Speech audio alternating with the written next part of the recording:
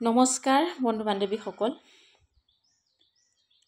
অসমৰ মহিলাসকলক পুনৰবাৰ টুপি পিন্ধালে অসমৰ মাননীয় মুখ্যমন্ত্ৰী ডক্টৰ হিমন্ত বিশ্ব শৰ্মা ডাঙৰীয়াই। 1 এপ্ৰিল 2025 তাৰিখে যি মহিলাসকলৰ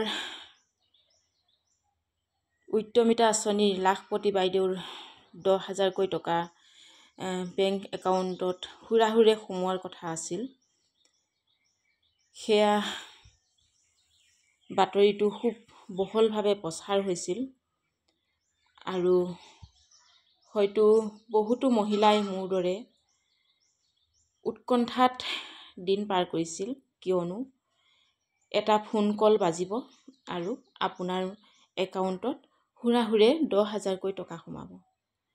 কিয়নো আমি নিৰক্ষৰ মহিলা, গাঁৱত বাস কৰোঁ, সকলো দুখীয়া মহিলা, সেয়েহে সকলোৱে ভাবি আছিলে যে পইচাটো পালে ছাগলী 2জনীমান কিনিব আৰু হাঁহ কুকুৰা পালন কৰিব, কিছুমানে হয়তো ব্যৱসায় বাণিজ্য কৰিব।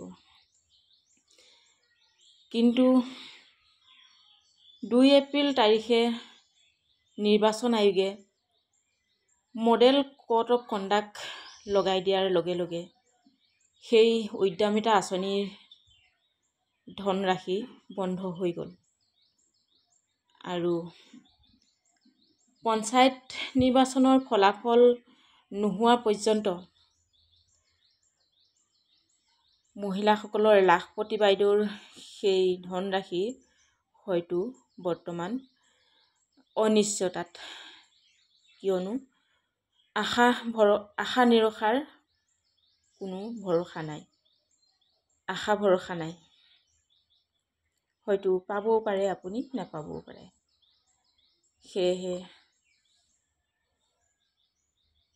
ডক্টৰ হিমন্ত বিশ্ব শৰ্মা ডাঙৰীয়াক ক'বলৈ মন গৈছে এষাৰ কথা। আপুনি যিহেতু অসমৰ এনেকুৱা এজন ব্যক্তি, যিজন ব্যক্তি আপুনি আপোনাৰ কথামতেই গোটেই অসমখন উঠা বহা কৰে, হয়তো আপোনাৰ ওপৰত মাত মাতিবলৈ কাৰো অধিকাৰ নাই। এই মুহূৰ্তত এই ভিডিঅ'টো মই আপলোড দিয়াৰ লগে লগে হয়তো আপুনি মোক এৰেষ্ট কৰিব পাৰে।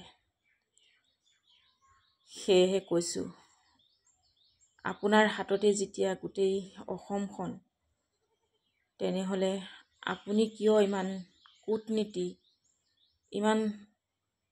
কিয় আপুনি চতুৰ বুদ্ধিৰে মহিলাসকলক বুৰ্বক সজালে? খোলাখুলিকৈতো আপুনি ক'ব পাৰিলেহেঁতেন যে আপোনালোকৰ পইচা নিৰ্বাচনৰ পিছত পাব বুলি।